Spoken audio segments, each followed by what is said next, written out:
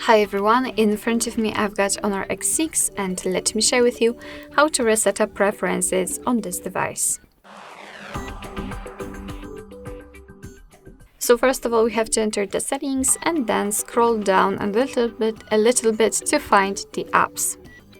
Then let's tap on apps here and 3 dots icon in the right upper corner.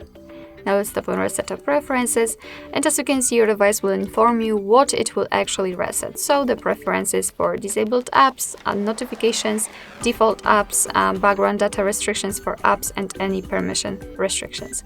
So if you're ready, just tap on Reset, and basically that's all. This is how to reset up preferences in your Honor X6. Thank you so much for watching. I hope that this video was helpful, and if it was, please hit the subscribe button and leave the thumbs up.